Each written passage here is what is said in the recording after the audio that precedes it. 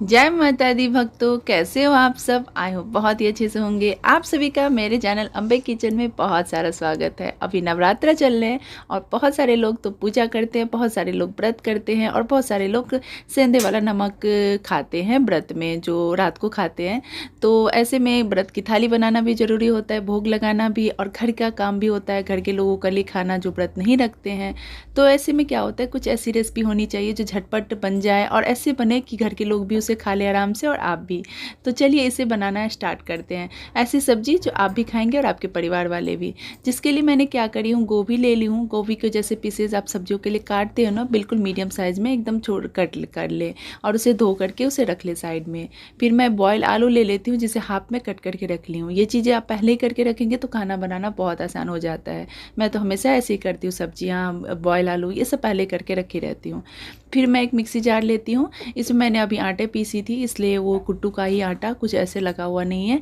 तो इसमें मैं जीरा, टमाटर 3 काट करके, 2 मिर्ची और थोड़ा सा पानी ऐड करके दूंगी और इसका पेस्ट बना लूँगी। और दूसरी तरफ मैंने गोभी को फ्राई होने के लिए रख दी हूँ। जब वो हाफ फ्राई हो जाएगी बिल्कुल इस तरह से, आप देख लीजिए। और इसमें जैसे इतना फ्राई हो जाए उसके बाद उसे अच्छे से मिक्स कर लीजिए और बीच बीच में डालते हुए उसे फ्राई करें, नहीं तो बहुत जल्दी जल जाएगी। इसमें आप ऑयल या घी, कोई जो व्रत में खाने वाला चीज़ें होते हैं वो डाल सकते हैं। जो तेल नहीं खाते, हमारे यहाँ मस्टर्ड ऑयल नहीं खाते, तो वो मैं नहीं डाल रही हूँ। तो फिर उसमें डाल देती हूँ मैं 1 चम्मच नमक। और या तो आप मूंगफली का जो तेल होता है वो डाल सकते हैं, या रिफाइंड ऑयल जो सनफ्लावर वाली होती है वो सब डाल सकते हैं। बाकी सोयाबीन वाला जो होता है फॉर्चून, वो नहीं डाल सकते। तो आपकी जो मर्जी हो, आपके यहाँ जो जैसा खाते हो वो डाल दीजिए आराम से, कोई बात नहीं। फिर उसमें मैंने नमक डाल के मिक्स कर दी थी और मैंने जो बॉयल आलू रखी थी उसे बड़े बड़े टुकड़े में क्रश करके उसे भी थोड़ा सा भून ली हूँ।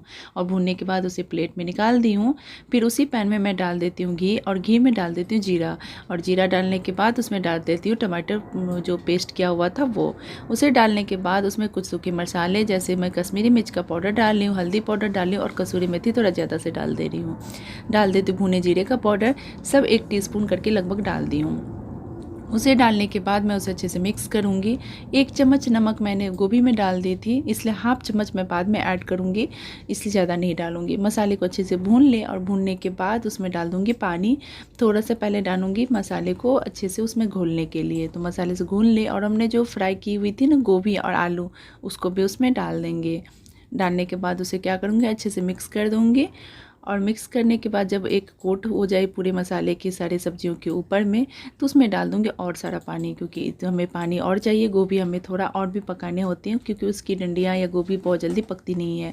फिर उसमें बहुत सारा पानी डाल दी हूँ और उसे बॉयल होने दूँगी। जब बॉयल हो जाए तो फ्लेम को लो करके उसे ढक करके साइड कर दूँगी, जिससे कि सब्जियाँ अच्छे से पकती रहे। तब तक आप कोई और काम कर सकते हैं, कोई और सब्जी की तैयारी कर सकते हैं। लगभग 10 मिनट में ये सब्जियाँ बन के रेडी हो जाती है। फिर हम इसको चेक कर लेंगे, मतलब गोभी हमारी पकी है कि नहीं पकी है। तो चलिए इसे हम चेक कर लेते हैं। देखिए हमारे 10 मिनट हो गए हैं। मैं इस सब्ज़ी को एक बार चेक कर लेती हूँ। देखने से पता चल जाता है कि हमारी सब्जियाँ बन गई है, उसमें खुशबू बहुत अच्छी आने लगती है। फिर भी आप एक बार सब्ज़ी को ऐसे, बहुत गर्म होती है, आप तो स्पून से या किसी भी हाथ से अगर काट सकते हैं तो ऐसे दबा कर देख लें, और सब्ज़ी पकी हुई होनी चाहिए। और उसके बाद इसे ग्रेवी आप देख रहे हैं थोड़ा पतला है, तो थोड़ी देर के बाद ये अपने आप गाढ़ी हो जाती है, क्योंकि इसमें मैंने बॉयल आलू डाली हूँ।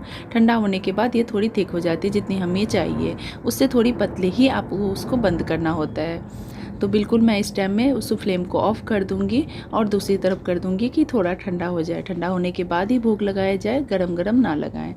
फिर मैं एक बड़ी बोल ले लेती हूँ, उसमें डाल देती हूँ हाफ कप मिल्क पाउडर और 1/4 कप डाल देती हूँ कुट्टू का आटा या सिंघाड़े का आटा, आपके पास जो है वो डाल दीजिए। 2 इलायची को कूट के इसमें डाल देंगी और सारे को मिक्स कर दूंगी। और उसके बाद थोड़ा सा दूध डालूंगी, बहुत कम दूध डालें, क्योंकि मिल्क पाउडर बहुत ज़्यादा गीला हो जाता है, इसलिए बहुत कम मिल्क डालें और थोड़ा थोड़ा करके चम्मच से डालें तो और भी बेस्ट है। देखिए सारे, अब ये स्टार्टिंग में आपको गीला लग रहा है, पर थोड़ी देर के बाद ये सारे पानी को एब्जॉर्ब कर लेता है, क्योंकि हमने कुट्टू के आटे डाले हैं। तो मैं इसमें डाल देती हूँ। आप चाहे तो इसमें इनो डाल सकते हैं, पर पता नहीं इनो में सॉल्ट रहता है क्या, आप उसे नहीं यूज़ कर सकते हैं, इसलिए मैं उसे डाल देती हूँ। उसमें थोड़ा सा घी, और घी डालने के बाद हाथ को धो लें, जिसमें हाथ में आपकी चिपकी हुई आटे ना, तो वो अच्छे से नहीं बनेगी। इसलिए घी डालने के बाद उसे आप अच्छे से मिक्स कर लें और भी एकदम सॉफ्ट डो एकदम से रेडी कर लें, या ढक करके आप थोड़ी देर भी रख सकते हैं, जिससे और भी ज़्यादा सॉफ्ट हो जाती है। उसे एक बिल्कुल डो की तरह बना ले, जैसे आटा लगाते हैं ना, बिल्कुल वैसे ही सॉफ्ट। और बनाने के बाद उसकी बॉल्स बना ले, जितने कि आपको बनाने हैं मालपुए उतने बना लीजिए। तो मैं बिल्कुल इसकी मालपुए बना रही हूँ। तो इसके लिए मैंने वो डाल दी हूँ और वो लो बॉल्स को, और बॉल्स को हाथ पे घुमाते हुए, हाथ से थोड़ा थोड़ा दबाते हुए एक चपटा सा बना ले। बहुत पतला बना, बहुत ज़्यादा मोटा बनाएंगी कि फूलेगी नहीं शायद, तो इसलिए आप थोड़ा पतला ही बनाए, बहुत ज़्यादा। बस पतला होने के बाद ना ये अच्छे से सॉफ्ट रहेगी, इसलिए। अब आप पैन ले लीजिए और पैन में डाल दीजिए 2 बड़े चम्मच घी, और घी डालने के बाद उसे रोटेट करते हुए पूरे पैन में फैला दीजिए, जिससे कहीं भी वो ड्राई ना रहे। और उसके बाद मैंने साबूदाने को भिगो के रखी थी 2 घंटे पहले ही, जिससे बहुत ज़्यादा सॉफ्ट और थोड़ी जल्दी बन जाती है इसकी खीर, इसलिए मैं उसे अच्छे से भिगो दी हूँ। और भिगो के छान के रख दीजिए, और छानने के बाद उसमें डाल दीजिए घी वाले में पैन में, और उसे थोड़ी देर भून लीजिए, लगभग हाफ मिनट। उसे ज़्यादा भूनने की ज़रूरत नहीं है। भूनने से क्या होता है, साबूदाना की जो थोड़ी एक अलग सी फ्लेवर होती है ना, वो थोड़ी कम हो जाती है, बहुत ज़्यादा टेस्टी बनती है इसकी खीर, इसलिए उसको भून ली। और देखिए मैं इसे ज़्यादा नहीं भूनी हूँ, बस हाफ मिनट या 1 मिनट इसे भून ले। और उसके बाद उसमें डाल देती हूँ 3 कप दूध। आप इसे आधा लीटर या पौन लीटर कह सकते हैं। मैं इसमें 3 कप डाल दी हूँ, और डालने के बाद उसे अच्छे से मिक्स कर दें। ये दिखने आपको चिपचिपा लग रहा था, पर आप दूध डाल के उसे जैसे मिक्स करेंगे वो सारे अच्छे से मिक्स हो जाएंगे। तो उसे मिक्स कर लीजिए अच्छे से, जब तक कि पूरी तरह मिक्स ना हो। अगर आपको मेरी रेसिपी अच्छी लगती है तो प्लीज़ मेरे चैनल को सब्सक्राइब करना बिल्कुल ना भूलें, और लाइक करना आप भूल जाते हैं तो पहले लाइक कर दें, उसके बाद ही वीडियो देखिए। तो फिर मैं उसे उसमें डाल देती हूँ इलायची 2 कूट के, और इलायची को आप उसमें मैंने कुछ ज़्यादा ही कूट दी, इसलिए छिलके भी उसके कूट गए हैं, तो उसमें छिलके मैं निकाल देती हूँ। और उसमें डाल देती हूँ थोड़े केसर के धागे, और उसे डालने के बाद अच्छे से मिक्स कर दूँगी। जैसे ही एक बॉयल आएगी, आप उसे दूसरी तरफ कर दें लो फ्लेम पे, जिससे कि वो अच्छे से और भी पक जाए और दूध आपकी बिल्कुल गाढ़ी हो जाएगी। देखिए इसमें एक बॉयल आ गया है, तो अब मैं इसे दूसरी तरफ कर लूँगी। अब मैं दूसरा काम कर लेती हूँ। मैंने जो मालपुए बनाए थे उसके लिए मैं पहले अभी चाशनी बनाऊँगी पहले, और चाशनी बना के साइड कर लूँगी, जिसके लिए मैंने ले लिया है हाफ कप चीनी और हाफ कप पानी। वही मिल्क पाउडर वाला पानी है, इसलिए आपको लग रहा है कि मिल्क जैसा है। उसमें थोड़ा सा केसर डाली हूँ, इलायची डाली हूँ, थोड़ा सा फूड कलर डाली हूँ, टोटली ऑप्शनल है, आप डालें नहीं डालें। उसे बॉयल करके एक तार की चाशनी बना करके साइड कर लूँगी।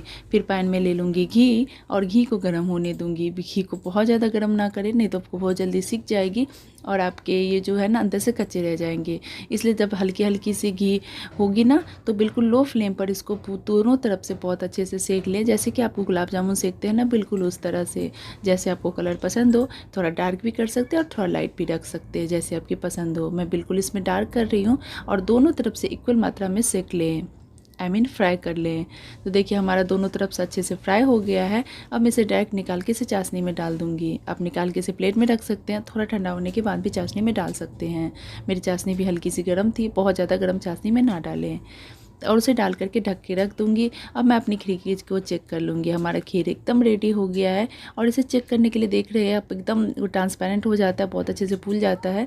और इसे आप किसी भी प्लेट में निकाल करके दोनों हाथ के बीच में इसे थोड़ा सा दबा के चेक कर ले, एकदम सॉफ्ट है, अंदर में कोई भी दाना नहीं है, मतलब आपका साबूदाना रेडी है। अब मैं फ्लेम को ऑफ कर दूँगी। मैं गुड़ या चीनी जो भी खीर में डालती हूँ, फ्लेम हो करने के बाद ही डालती हूँ। मैंने सारी चीज़ें इसमें डाल दी हैं। आप चाहे तो उसमें ड्राई फ्रूट्स ऐड कर सकते हैं, पर मुझे साबूदाना की खीर ऐसी ही अच्छी लगती है, क्योंकि इसमें दाने दाने होते हैं, बहुत अच्छा लगता है खाने में।